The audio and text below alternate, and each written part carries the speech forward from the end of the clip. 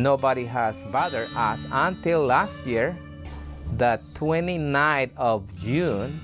That was the beginning of my nightmare. I'm getting scared. I'm really getting scared, you know.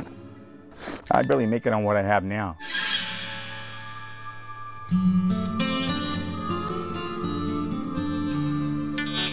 This desolate patch of desert on the outskirts of Los Angeles County is known as the Antelope Valley. Few people want to live here, and the collection of rugged individualists who do are being chased away by what the county officials call Nuisance Abatement Teams.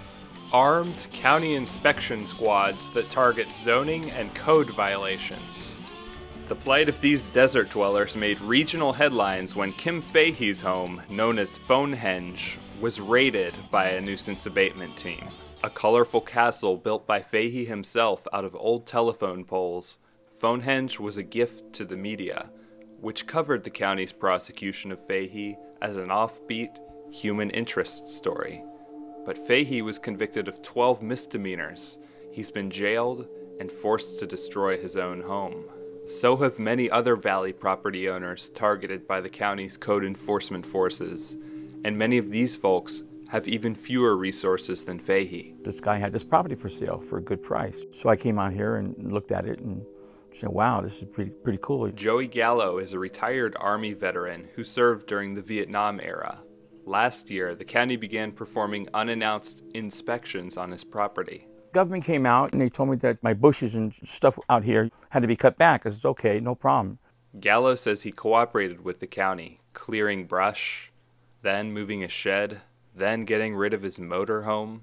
Finally, the county made a demand that shocked him. They told me, you know, you have to get off the property. I said, you know, I get off the property. He says, well, yeah, you can't live here.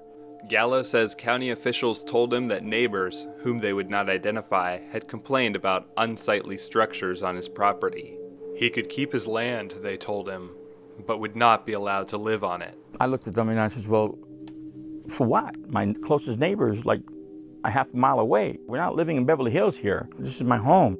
All of a sudden, we got police at my front door, bulletproof vests, guns, and then they surrounded the place. Everything I worked for, you know, was like just melting away from me. I don't know where I'm going to go. I really don't. Miles from Gallo, in a remote corner of the Antelope Valley, Oscar Castaneda has also been ordered to destroy his own property. Castaneda is a mechanic and a Seventh-day Adventist preacher, and he also happens to own the church where the movies Kill Bill 1 and 2 were shot.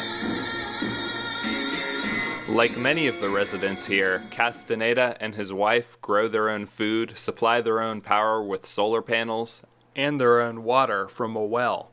Their green energy lifestyle is a choice, not subsidized by the government. As a member of the Seventh-day Adventist Church, we believe in living independent of the city, living by yourself.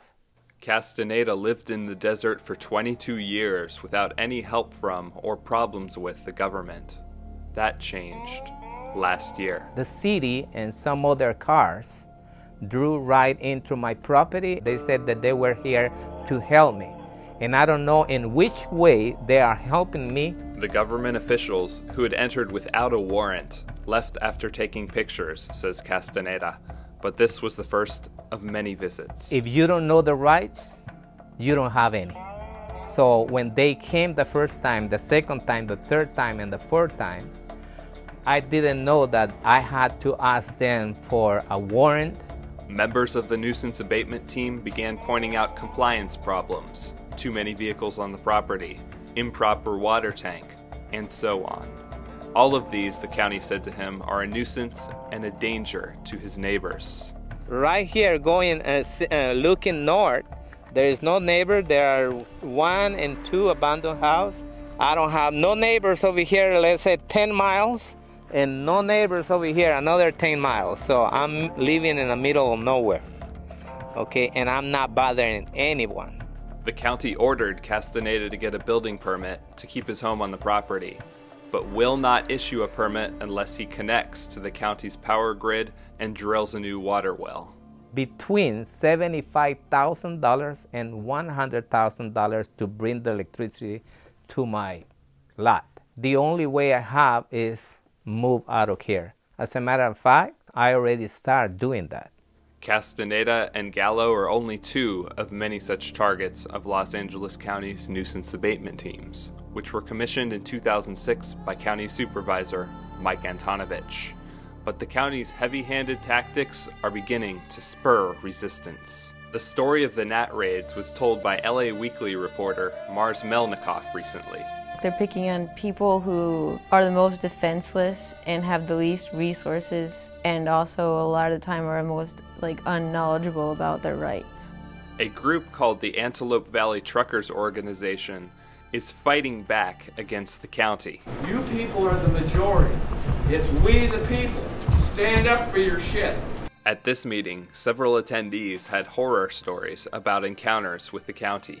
They had flak jackets on, sidearms, taser guns, M16s, paintball guns. I lost $2,500 of income because they said that my mobile homes were illegal. This is intimidation, this is domestic terrorists, this is trespassing. They said that we had to get rid of everything we have.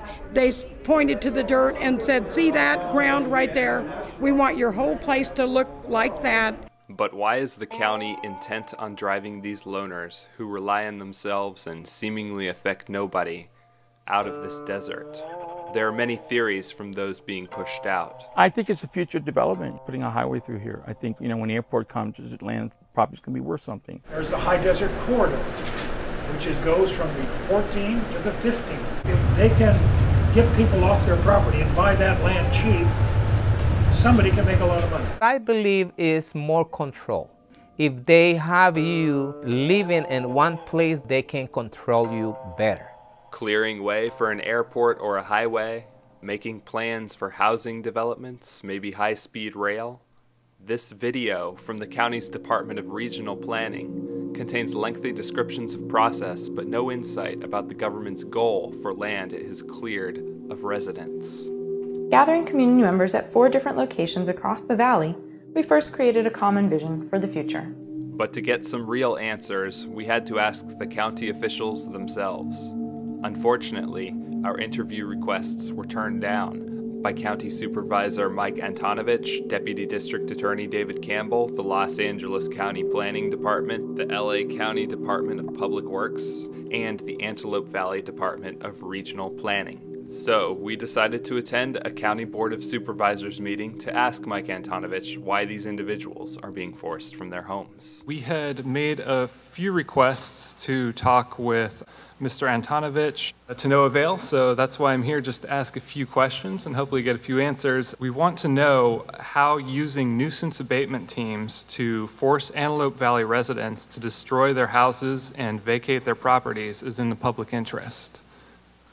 And that's directed at Mr. Antonovich. Perhaps I can clarify that the time for public comment doesn't require responses. We were informed that Antonovich was not required to respond in this public venue, and at the conclusion of the time, Antonovich simply requested written record of the questions and said he would get back to us. Afterwards, we were approached by Antonovich's press secretary, Tony Bell, who refused to comment on camera, but said that the county is simply responding to code violation complaints from neighbors in the area, and any speculation about redevelopment is purely a conspiracy theory. Meanwhile, for a purpose that nobody knows, the county continues driving away the few people who still want to live there. Anything not covered in the area plan is covered by the countywide general plan. If the general plan is like a house with all the basic rooms, an area plan is like an addition to a house. It adds additional value for some residents, but could not stand alone from the main house.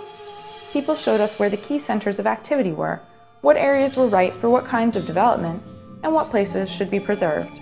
The public can still provide input at every step of the way, so please stay tuned.